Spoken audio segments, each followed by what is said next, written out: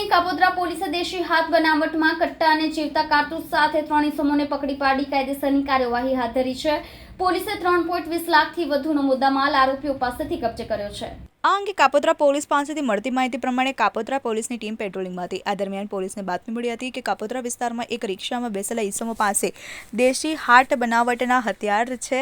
તેથી પોલીસે બાતમીના આધારે તપાસ હાથ ધરી હતી। ત્યારે કાપોદ્રા વરાછા મેઇન રોડ પર ચીકુવાડી પાસેથી બાતમીવાળી રિક્ષા મળી આવી હતી, જેમાં તપાસ કરતા 3 આરોપીઓ દેશી હાટ બનાવટના કટ્ટા તેમજ જીવતા કાર્તીસ લઈને બેઠા હતા। પોલીસે આરોપીઓ પાસેથી દેશી હાથ બનાવટનો 2 કટ્ટા, 3 જીવતા કાર્તીસ અને 1 મોબાઈલ અને 1 રિક્ષા મળી 3.20 લાખથી વધુનો મુદ્દામાલ કબજે કર્યો છે।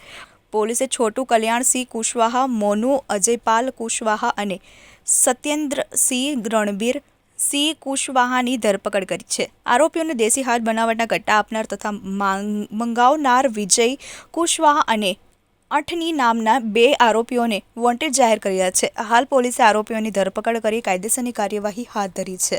સંધાને મહેરબાન પોલીસ કમિશનર શ્રી અનુપમસિંહ ગેહલોત સાહેબ, સેક્ટર 1 સાહેબ, ડીસીપી ઝોન 1 સાહેબ નાઓએ આપેલ સૂચના અને માર્ગદર્શન મુજબ કાપોદ્રા પોલીસ સ્ટેશનના પોલીસ ઇન્સ્પેક્ટર શ્રી MB અવસુરાના સૂચના અને માર્ગદર્શન હેઠળ second point Shri MR Solanki તથા સર્વેલન્સ સ્ટાફના PSI શ્રી AL પંડ્યા તથા સર્વેલન્સ સ્ટાફના અન્ય પોલીસ માણસોને મળેલ બાતમી હકીકતના આધારે તેઓ પોસ્ટે વિસ્તારમાં વાહન ચેકિંગમાં હતા।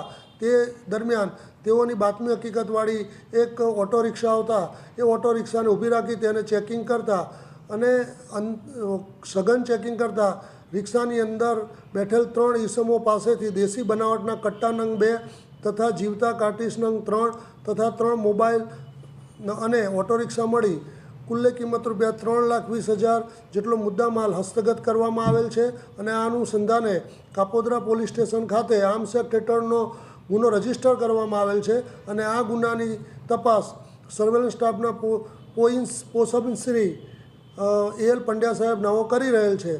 આ ઉપરોક્ત આરોપીઓની જે ધરપકડ કરવામાં આવેલ છે તેઓની પૂછપરછ દરમિયાન એવી હકીકત ખુલવામાં પામેલ છે કે આગામી નવરાત્રિ તથા દિવાળીના તહેવારો આવતા હોય અને તે અનુસંધાને તેઓને કોઈ સારી એવી ટીપ મળે તો મોટો કોગ્નિઝેબલ ગુનો કરવાની યોજના હતી અને આ અનુસંધાને અન્ય 2 આરોપીઓને પણ વોન્ટેડ જાહેર કરવામાં આવેલ છે અને હાલ આ ગુનાની તપાસ તજવીજ ચાલુ છે।